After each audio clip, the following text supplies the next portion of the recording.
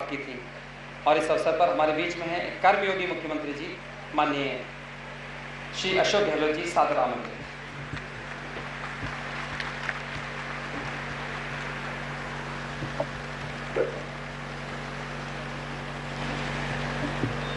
हमारे समारोह के अध्यक्ष doctor C P Joshi ji, परम श्रद्धेय श्री दादा वल्लभ शर्मा जी, यहाँ उपस्थित विशिष्ट अतिथि डॉक्टर चंद्रभान जी, श्री शांति धालीवाल जी, जय किशोर शर्मा जी, प्रसाद लाली मीणा साहब, मुरारी लाली मीणा, डॉक्टर रघु शर्मा जी, राजेंद्र गुड़ा जी, श्री ममता भूपेश जी, सांसद गोपाल सिंह जी इनवा, करण सिंह जी आनंद साहब, हरी सिंह जी मोगा साहब, गंगावत साहब, श्रीमती सकुता रावत जी, लियाकत अली जी और अब्दुल कयूम अख्तर साहब, प्रमुख साहब अजीत सिंह जी, खन्ना साहब, विनोद भैया जी शर्मा जी, गोपाल तिवारी जी, राम अवतार जी चौधरी जी, विधायक गंगा साहेब जी शर्मा, लक्ष्मण मीणा जी, अनिल पारिक जी और अर्चना शर्मा जी, बनरलाल जी गुप्ता, अभिषेक शर्मा जी, श्रीमती पूनम शर्मा अध्यक्ष फाउंडेशन, पूर्व विधायक बुदलमणि वर्मा, श्रीमती शांति गुजर, प्रधान साहिबा दोसा, अन्य उपस्थित तमाम हमारे जनप्रतिनिधिगण, उपस्थित बुजुर्गों, भाइयों और बहनों, नौजवान साथियों, पंडित जी के 81वें जयंती समारोह, जिस प्रकार से वो हमारे बीच नहीं रहे और आज उनका जयंती समारोह के अवसर पर सामुदायिक भवन और स्मृति भवन का शिलान्यास संभव हुआ, उसके लिए मैं पंडित जी के फाउंडेशन के अध्यक्ष जी को, जय किशोर शर्मा जी को, तमाम उनके साथियों को, उनके सदस्य हैं, उन सबको मैं इस बात के लिए तो धन्यवाद दूंगा कि उन्होंने कम समय के अंदर पंडित जी के कर्तृत्व को, उनके व्यक्तित्व को किस प्रकार से हम आने वाली पीढ़ियों तक पहुंचाएं, इस काम को करने के लिए एक स्मृति भवन बनाने का निर्णय किया। और वो दिन आ रहा है कि जब उनका जन्म दिवस है, उस दिन हम लोगों ने उसका शिलान्यास किया। और मैं उम्मीद करता हूँ कि फाउंडेशन इस भवन को समयबद्ध कार्यक्रम के अंतर्गत इसको पूरा करेंगे और जल्दी ही वापस यह समारोह हो, भव्य समारोह हो और इसका उद्घाटन भी हो।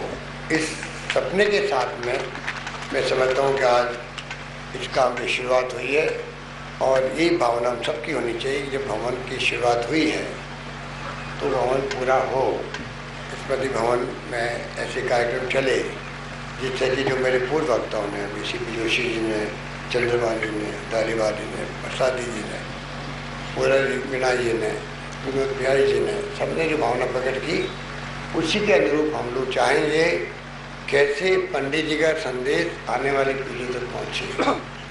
किसी महापुरुष की मूर्ति लगती है, किसकी शहीद की मूर्ति लगती है, तब भी यही भावना रहती है कि कैसे आने वाली पीढ़ियाँ ये देख कर के स्मृति भवन किसका है, ये मूर्ति किसकी है, इनका योगदान क्या था समाज के लिए, देश के लिए, प्रदेश के लिए, और जानकारी प्राप्त करके वो नौजवान मन में संकल्प करता है कि मुझे भी कुछ करके दिखाना चाहिए ज़िंदगी का, प्रेरणा प्राप्त करता है मूर्ति से, स्मृति भवन से। वही प्रेरणा, वही संकल्प उस नौजवान का देश को मजबूती प्रदान करता है। क्योंकि ऐसे संस्कार जब पैदा होते हैं बचपन से ही, उस संस्कार से ही एक भावना पैदा होती है अपने आप को समर्पित करने की। जैसा भी डॉक्टर सी पी जोशी ने कहा कि मैं समर्पित करता हूँ कैसे मैं पंडित जी के बताए हुए रास्ते में चल के हम काम कर सकें। इसलिए मेरा मानना है कि पंडित जी का राजनीतिक जीवन बचपन से ही बहुत लंबा रहा। जो बुजुर्ग बैठे हुए वो हमसे ज़्यादा जानते हैं। नगर पालिका का अध्यक्ष हो, चाहे प्रधान हो, चाहे MP हो, और सब क्षेत्रों में उन्होंने काम किया है। खादी के क्षेत्र में भी, इंटक के अध्यक्ष के रूप में भी, कई कमेटियों के वो अध्यक्ष रहे, सदस्य रहे, अपनी अमिट छाप छोड़ी, डोसा का नाम पूरे देश तक पहुंचाया। जो कोई जन्म लेता है और उस गांव का नाम अगर देश तक पहुंच जाए, दुनिया तक पहुंच जाए, तो आप सोच सकते हो कि वैसा व्यक्तित्व, वैसा कर्तृत्व करने वाला व्यक्ति अब हमारे बीच में, हमारे गांव का हो, हमारे क्षेत्र का हो, तो सबको गर्व होता है कि इसी बहाने हमारा गांव का नाम, क्षेत्र का नाम आज पूरे मुल्क के अंदर है। इसलिए पंडित जी को हमने बहुत नज़दीक से देखा। जब से मैं NSU में था, आनंद उनके सपुत्र थे, वो हमारे बीच नहीं रहे। और मुझे याद है कि वो दिन जब वो हम लोग काम करते थे, और 2 साल पहले बार मैं आए ही उनके कार्यक्रम में था। SOS या वो एक संस्था बनी थी, SOS नाम की एक संस्था थी, यहाँ एक मैच था, मुझे इन्वाइट किया गया।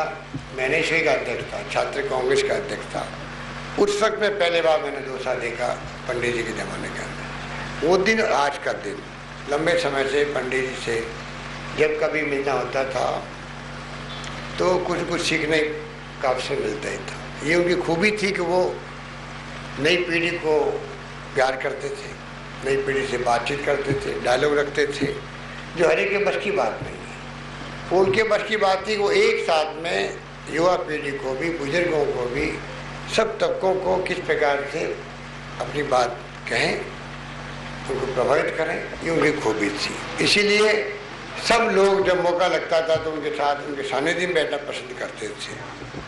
समय पर चाहे लोग किसी पद पर रहे हों, केंद्रीय मंत्री रहा हूँ मैं, चाहे मैं प्रदेश कांग्रेस का अध्यक्ष रहा, चाहे मुख्यमंत्री रहा, हर वक्त मैंने कुछ जाके उनसे सीखा ही होगा।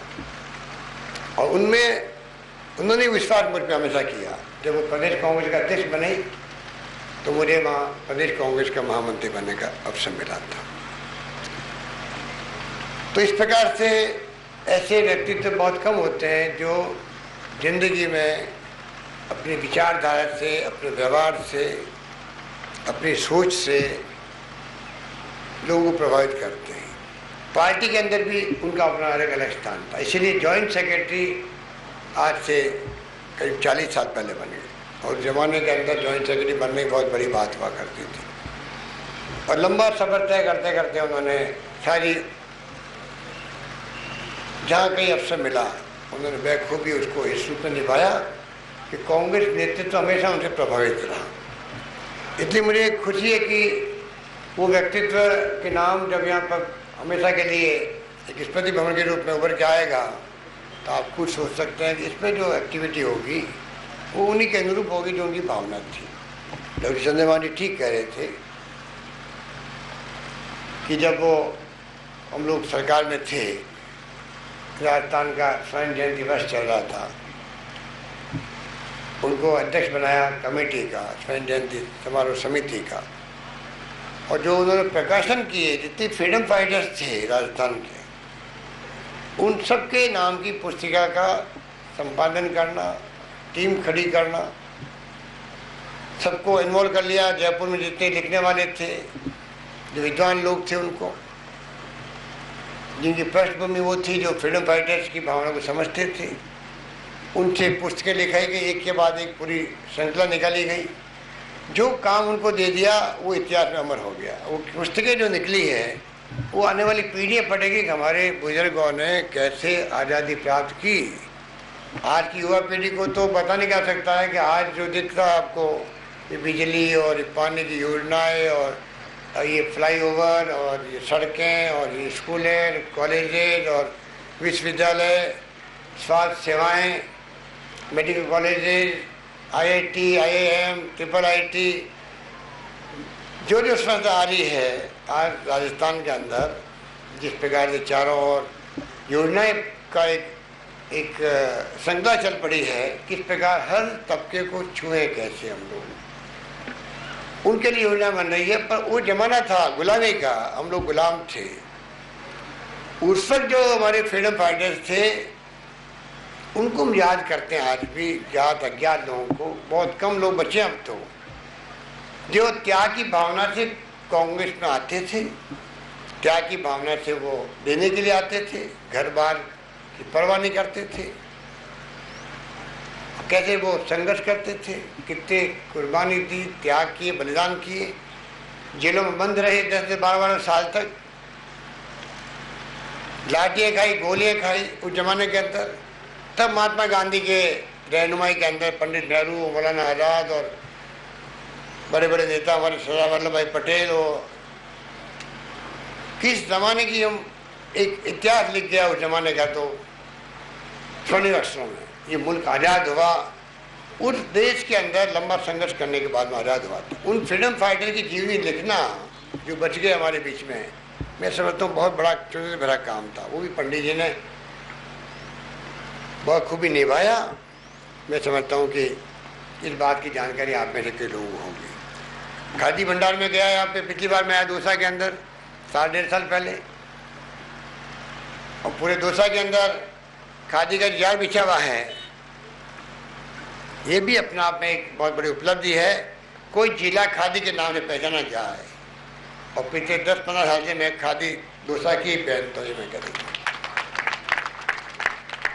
इसलिए मैं कहना चाहूँगा कि पंडित जी का तो काम करने का तरीका ये ऐसा था, किस प्रकार से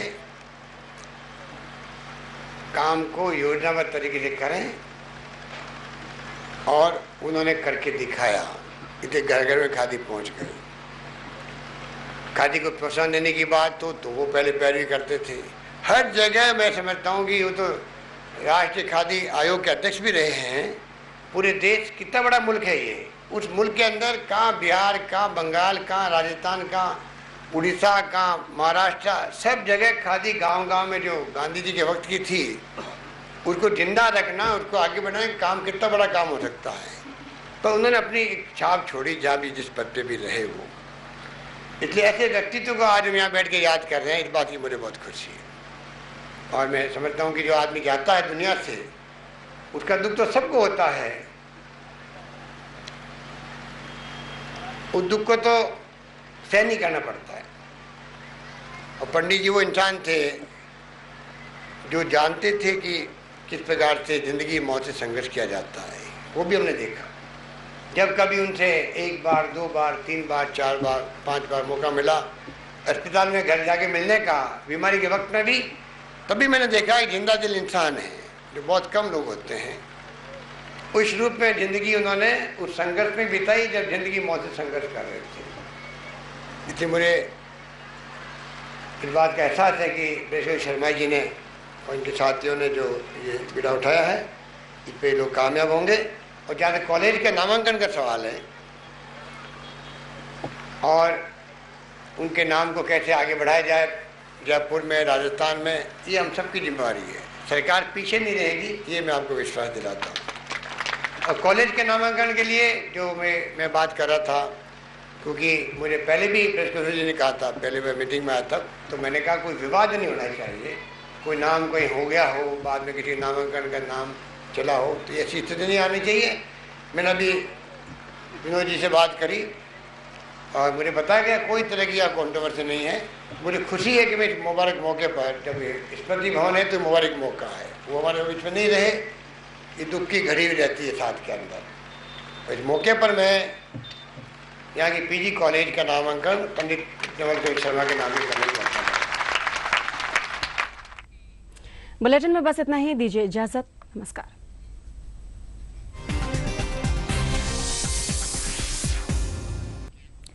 पंडित नवल किशोर शर्मा स्मृति समारोह इस वक्त बिरला ऑडिटोरियम जयपुर में जारी है। चलिए सीधे रुक करते हैं कार्यक्रम का। अनिल बारिक जी, रामस्वरूप जी कशाना, प्रकाश बैरवा जी, गुलाम नबी जी, सूरजकती जी और स्वामी अवधेश कुमार जी, गलता पीठ, अन्य उपस्थित तमाम बुजुर्गों, भाई और बहनों, नौजवान साथियों और प्यारे बच्चों,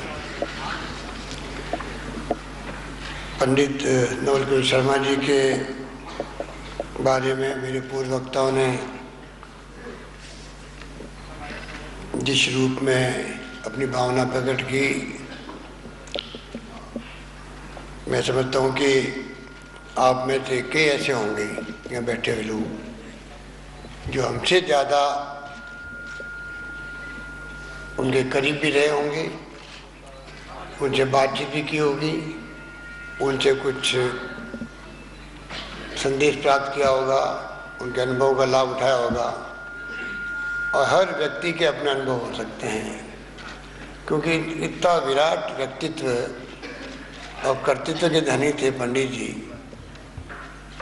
जिन्होंने, मैंने सुबह भी कहा था दोसा के अंदर कि खाली दोसा का ही नहीं बल्कि दोसा का नाम तो राजस्थान और पूरे देश में गई है, पर जो प्रदेश में और देश में अमिट छाप छोड़ी हो अपने व्यक्तित्व से, अपने कार्यों से, इसीलिए जीवन पर्यंत वो कहीं न कहीं जिम्मेवारी के पदों पर रहे।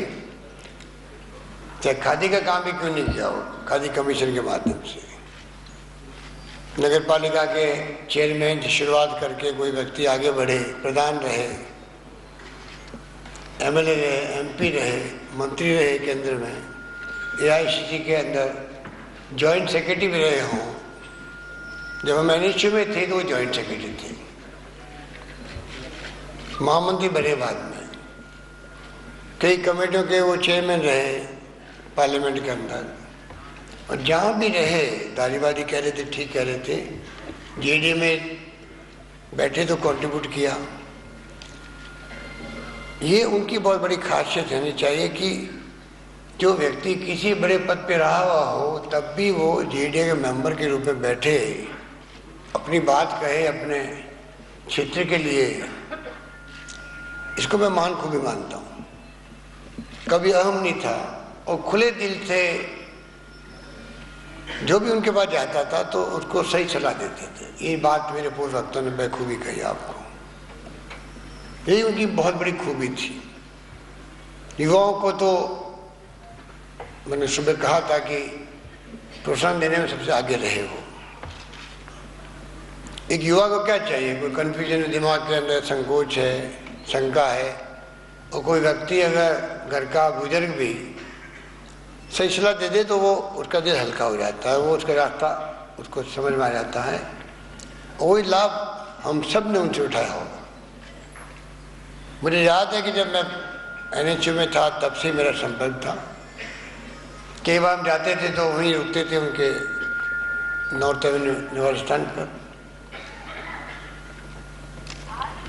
और जब बारी आ गई मेरी बहुत जल्दी ही 79 के चुनाव के अंदर ही पार्लियामेंट चुनाव की बात होने लगी, तो मैंने उनसे सलाह दी। वो बनी पार्क के अंदर कोर्ट कचहरी में वकालत करते थे, उस वक्त में हम सत्ता में नहीं थे। तो मैंने कहा मुझे क्या करना चाहिए, जोधपुर में जो बातचीत चल रही है कि इलेक्शन लड़ने की,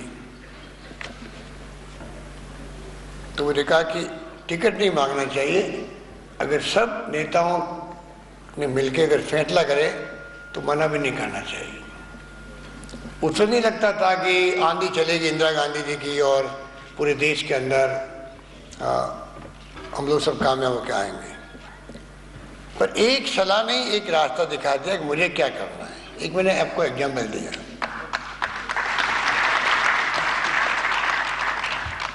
और दूसरा एग्जाम्पल मैं देना चाहूँगा कि लंबी बात करने का कोई वक्त नहीं, आप लोग 5 बजे से यहाँ बैठे हुए हो।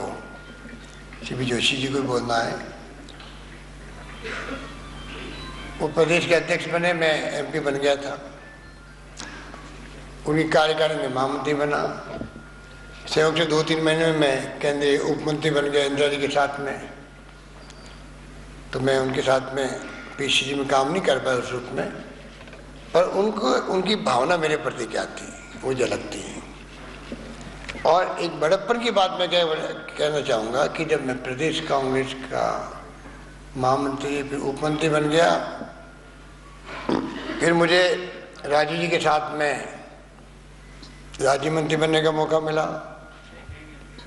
और मुझे प्रदेश कांग्रेस अध्यक्ष बना दिया गया 85 के अंदर, जिसकी चर्चा मेरे पूर्व वक्ताओं ने की, जब वो पेट्रोल मिनिस्टर भी थे और प्रदेश कांग्रेस अध्यक्ष थे। उनसे ही अध्यक्षता का पदभार मैंने संभाला था उस वक्त में। तो मुझे सबसे ज़िंदगी में जो बात याद रहती है, मैं कई मीटिंगों में कहता भी हूँ कि जो हमारे महान नेता हैं, और महान नेता वही होता है जो बड़प्पन के साथ में संदेश देता है नौजवान पीढ़ी को। कि जब मैं प्रदेश कांग्रेस कमेटी अध्यक्ष 35 साल की उम्र थी मेरी, 34 साल की थी बल्कि, यूथ कांग्रेस की उम्र होती 35 साल तक, उससे कम उम्र की मेरी थी उम्र। और जब मैं दिल्ली से जयपुर पहुंचा सुबह एयरपोर्ट पे, एक तरफ मुख्यमंत्री हरदीप जोशी जी, पूरी कैबिनेट, पूरे विधायक, एक तरफ पंडित नवलोक शर्मा जी जो कि आउटगोइंग प्रेसिडेंट थे, केंद्रीय मंत्री बन चुके थे, उन सब ने एक नौजवान को एयरपोर्ट आके रिसीव किया कि हमारे प्रदेश कांग्रेस अध्यक्ष हैं। ये बातें नई पीढ़ी को सीखने की, समझने की होती है। और वो बड़प्पन एक अमिट छाप छोड़ता है दिलों के अंदर। इसलिए मैंने सुबह कहा दोसा के अंदर कि जो महापुरुष होते हैं, आज उनके कॉलेज के नामांकन वहाँ किया गया, यहाँ भी जो चौराहे की बात तो कोई बात नहीं, वो तो धारीवाली खुद ही अनाउंस कर सकती थी, कोई दिक्कत नहीं है, छोटी सी बात। तो जो भी सुझाव आएगा हम लोग मिलके बात करेंगे। कोई बिफिटिंग, ये जो समिति बनी हुई है, ये फाउंडेशन मिलके कोई बात करेंगे तो कोई रास्ता निकलेगा। ऐसी स्थायी स्मृति में कोई नामांकन की बात नहीं होती है। कोई ऐसा काम हो जो कि आने वाली पीढ़ियों को प्रेरणा देता रहे। ये समिति को, फाउंडेशन को हम बात भी करेंगे बैठ के क्या हो सकता है। पर मैं चाहूँगा कि वो व्यक्तित्व जो नौजवानों को हमेशा प्रेरणा देता रहा हो। और मैंने कहा कि जो महापुरुष होते हैं उनकी मूर्ति लगती है, शहीदों की मूर्ति लगती है गाँव के अंदर भी। हम हमेशा कहते हैं कि मूर्ति क्यों लगती है, क्यों लगाई जाती है, इसलिए कि आने वाली पीढ़ी देखे मूर्ति किसकी लगी है। जानकारी प्राप्त करने की इच्छुकता पैदा हो दिल के अंदर, जानकारी प्राप्त करे क्या योगदान था समाज के लिए, गांव के लिए, प्रदेश के लिए, देश के लिए, गांव के लिए, गरीब के लिए। और उसके बाद मन में संकल्प करे कि मुझे भी कुछ देश के लिए करना है। ये भावना मन के अंदर संकल्प जब करता है नौजवान पीढ़ी, तो उससे देश मजबूत होता है। देश के लिए कुछ कर गुजरने की तमन्ना पैदा होती है। ये भाव पैदा आने वाली पीढ़ी में होता रहे, इसलिए जगह जगह कई स्मृति भवन बनाने का रोज जी ने निर्णय किया वहाँ पर दोसा के अंदर। मुझे अच्छा लगा। तो मैं कहना चाहूँगा कि ये मूर्तियाँ, ये स्मृति भवन, महापुरुष को याद करने के लिए यहाँ बैठना आपका, अभी अक्टूबर में इनका देहांत हुआ। और मैं समझता हूँ कि वो जिंदा दिल व्यक्तित्व थे जो अंतिम सांस तक वो संघर्ष करते गए। और इसाक मिर्जा बेग ने ठीक कहा, जब कहा मैं बोनस के अंदर हम चल रहे हैं, जब हम लोग कभी मिलने जाते थे, 1 बार 2 बार 3 बार 4 बार 5 बार, कई बार वो भर्ती हुए अस्पताल के अंदर, घर पे भी गए होंगे, तो ऐसा व्यक्तित्व मैंने देखा कि उनको मालूम है कि क्या होने वाला है। और कहा हम सबके सामने, भाई मुझे पाला, आप क्यों ये चिंता करते हो, मुझे मालूम है कि मेरा क्या होगा। उसके बाद भी वो कई लंबे समय तक हमारे बीच रहे, पर बहुत ही मुस्कुरा करके जिंदगी के बारे में इस प्रकार की टिप्पणी करना मैं समझता हूँ वही व्यक्तित्व कर सकता है जो कि जिंदगी की गहराइयों को समझ चुका हो। ऐसा व्यक्तित्व पंडित जी थे जो हमारे बीच नहीं रहे, उनकी यादें हमारे बीच में हैं, उनका कर्तृत्व, उनका व्यक्तित्व, उनका संदेश वो हमारे बीच में हमेशा हमारे संग रहेगा।